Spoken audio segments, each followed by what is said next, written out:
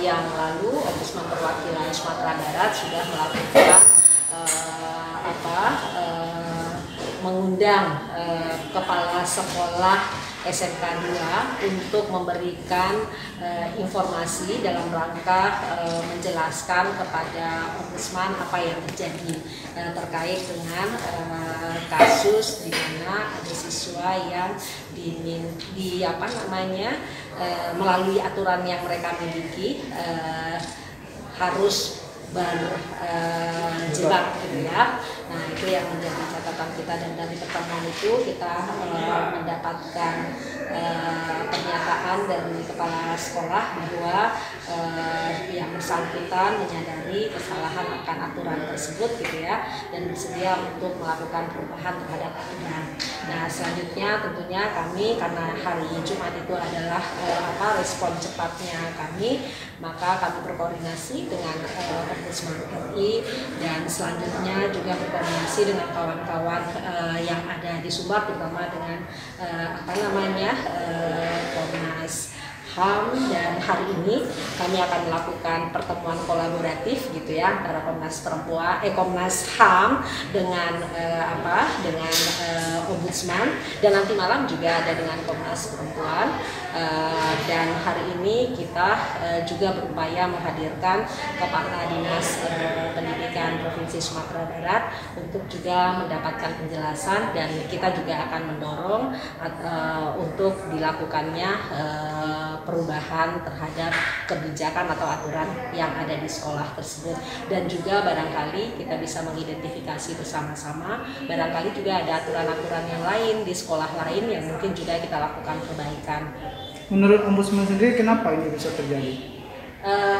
Di antaranya itu barangkali kita lihat adanya dugaan kesalahan prosedur dalam pembuatan aturan gitu ya, memahami aturan yang menafsirkan aturan-aturan ini menjadi bagian yang terpenting, dan ini kita lihat sebagai satu dugaan kesalahan prosedur gitu. Dan juga kita melihat adanya dugaan tindakan yang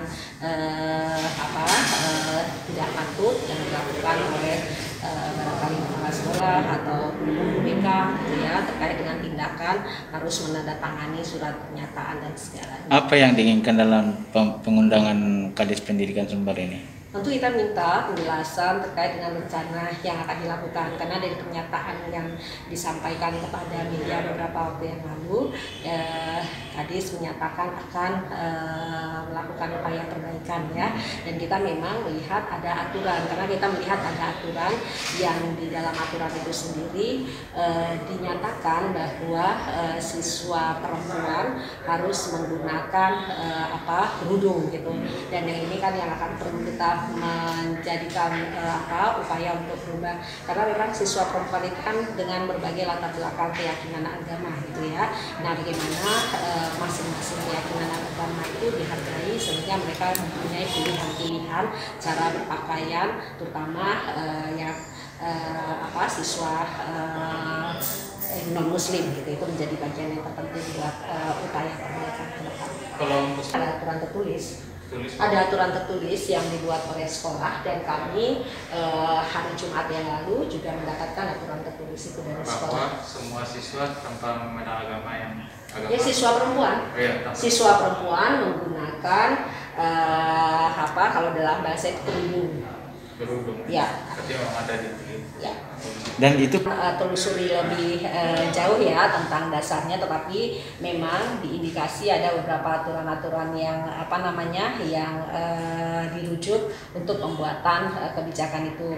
Dan biasanya di banyak tempat itu tidak hanya soal perda, tapi juga ada permen yang menjadi rujukan dalam pembuatan kebijakan tersebut itu, yang pastinya kebijakan itu terutama permen itu salah interpretasi terhadap kebijakan itu sendiri gitu. Maksudnya bukan menyeragamkan pakaian gitu ya, tetapi setiap wilayah punya cara-cara lokal untuk menghargai keberagaman ini. Sejak kasus ini sampai hari ini tidak ada laporan Ini adalah inisiatif kita untuk karena ini menjadi isu publik ya, karena isu publik maka tentu Ombudsman harus hadir untuk memastikan apakah di dalam persoalan ini ada dugaan maladministrasi yang terjadi, dan setelah kami lihat itu ternyata memang ada dugaan maladministrasi yang terjadi seperti yang tadi kami sampaikan. Tapi sebetulnya kebijakan ini sudah bisa kita identifikasi sejak tahun 2012 yang lalu ya. 2011 yang lalu ada banyak aturan-aturan yang dibuat terkait dengan pakaian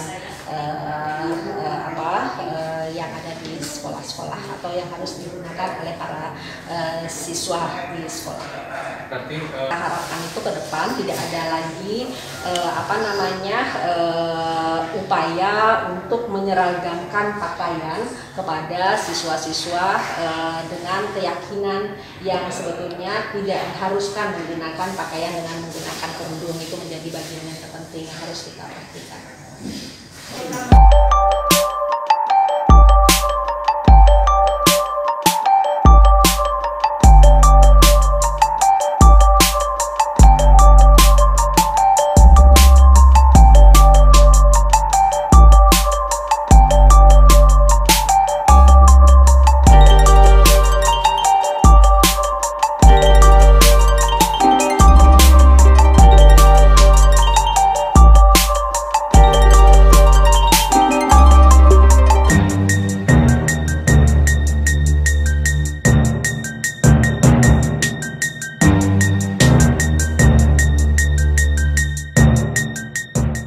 Anak kita Muslim dan non-Muslim ini berbaur untuk melaksanakan pembelajaran. Bapak Ibu guru melaksanakan tugas dengan sebaik-baiknya dalam mendidik anak-anak kita di sekolah.